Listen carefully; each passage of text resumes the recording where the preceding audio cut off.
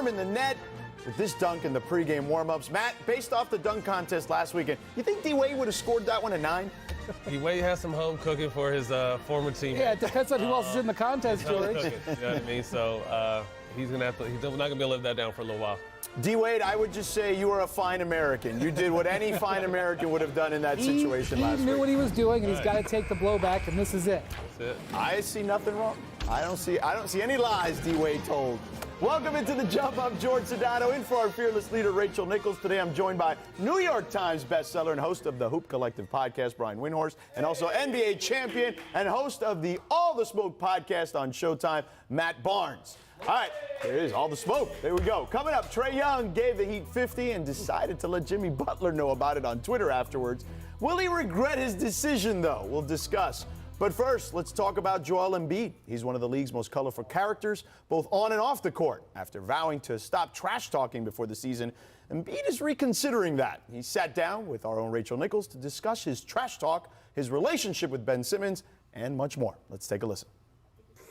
Embiid, top of the key, three. High arcing shot is good. Hands in the air for Joel Embiid. And Embiid blocks his shot. Crowd in a frenzy. One of the great blocks of the year. Your team plays really well at home. Lights out. Really struggles on the road. What can you bring from home to the road? What has to change? Well, it starts with me. Just finding that passion again. Whole season has been frustrating. Some nights, we still finding our rhythm.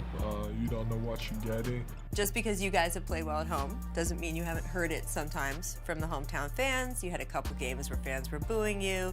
You came back, you did the shh to the crowd. There was some social media back and forth. You talked about being a villain. I love it. I think he helps me. I think everybody can see it too. I always say controversy is good. We were together at the beginning of the season when I said that I was going to give up on trash talk, and look where he brought me. I don't think I'm talking trash this year, so. I've heard that from you before. Last year, in the middle of the season, you were like, I'm done. I'm not talking trash anymore. I'm not doing any more on social media. And that lasted like a month, Joel. I'm a changed man. I'm not doing none of that this year. I changed. I was going to say, so we had an arrangement, Joel. Yeah. You told me during preseason you're not stopped. going to trash talk anymore. I stopped. Well, You were suspended for 2 games for going back and forth with Karl Anthony Towns. I stopped, and I have not been myself. When you're talking trash and you have something against the next guy that's on the other team, I think it brings something that's out of me. I mean, before the social media, people were saying I'm immature, and then I stopped, and then now it's like he doesn't have passion, and he doesn't love the game, or he doesn't, so like there's really you can't win here. So I think at the end of the day, it's all about just being me. And I feel like the attention it brings to the team, it's okay. I'm gonna back it up. If it's gonna help us win, then go on with it. Then I don't think anybody has a problem with it. All right, so I want you to ask my Ben Simmons question for me. What is everyone asking you? Can they play together? Do they hate each other? I mean, You want to answer yourself too? I mean, at the end of the day, we know what we got to do. I love him. I love playing with him. So he's a special talent. He helps us a lot. So, I mean, I think we can accomplish something special. All right, thanks to Joel Embiid for taking the time to sit down there. Here's what he said after the overtime win against the Nets last night. Quote, "But the All-Star game, just proving I'm here, I belong, and being the best player in the world. I just intend to keep coming out every single night and just play hard and trying to get these wins and go out there and try to win a championship." So, Matt, what's your reaction to Embiid calling himself the best player in the world? I don't have a problem with it.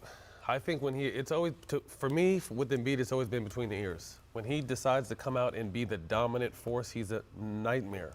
There's no one in the world can guard him, whether you want to take him from the three-point line or back him in on the block, no one can guard him. It's just consistent. I think what makes good players great and great players superstars is consistency. And he hit some nights he feels it, some nights he doesn't. What they need to know, or what we need to know from him is what Embiid are we going to get? When we find out what Embiid we're going to get, we're going to find out how far they're going to go in the playoffs. But I picked them to win a championship because I was hoping there's some maturity was going to come along, season after season. But I hear a lot of talk, but when he shows that he's locked in and loves it, he's unguardable. When Ben Simmons doesn't play, he sometimes does feel like the best player in the world. And it's not because they can't play together. That's not true. It's not because they don't like each other per se. Although Ben is a guy who he's not really an outgoing guy, so he's going to be a little withdrawn. It's that they can't be their best most of the time with each other. And so last night, Ben wasn't in there. He had a back injury.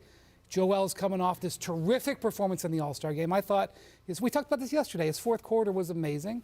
He was able to be the centerpiece in the fourth quarter and overtime. He was exhausted because he poured so much energy into that game, but he was still pumping up the crowd. And I just feel like when he's in that mood, as Matt said, and he is moody, when he's in that mood, he is one of the best players in the league. But it's harder when Simmons is there because it's harder to get him into that zone. You said that they can't be their best necessarily when they're both on the floor together. What do they need to do, guys, to get to that point?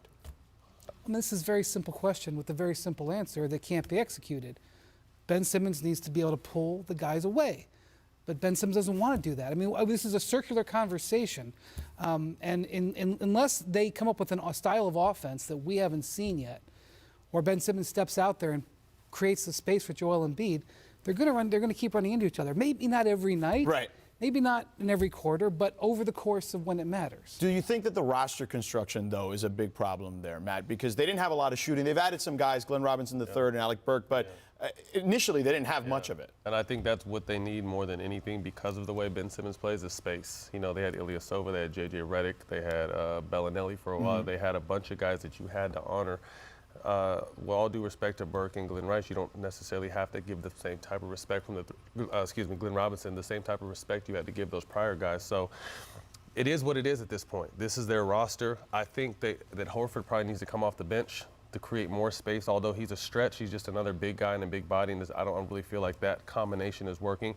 But they just have to learn how to do it. Even last night, as good as a win as it was, the reason that the Sixers had to go to overtime and only almost lost the game was because in the fourth quarter, the Nets put on a 2-3 zone. Right.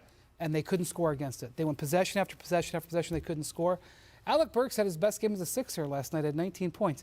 He still got wide open from the three-point range and put up one of the ugliest shots you'll ever see. The ball missed 3 feet to the left. Yeah.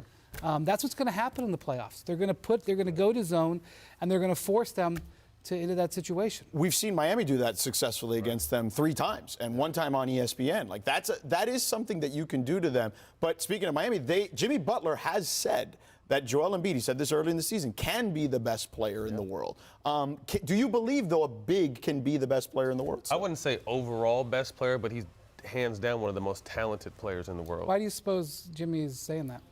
Well, I'm sure there's other reasons. He says he's in a place where they like villains, and he's kind of invited him over to be a villain. He's saying that. Yeah. I mean, there could be some recruiting there. Is he coming to Miami? Embiid to South Beach? Yeah, like I said, too many nights we have to wonder what Embiid are we going to get. Yeah. We know every night what Giannis we're going to get. We know every night what LeBron we're going to get. We're going to every KD, Steph. We know these great players. Every night they step on the floor, they're going to do what they do. I absolutely love Ben Simmons as a player. Right. I love Joel Embiid as a player. Yeah. I'd want them both. Right. But I don't want them both. Right.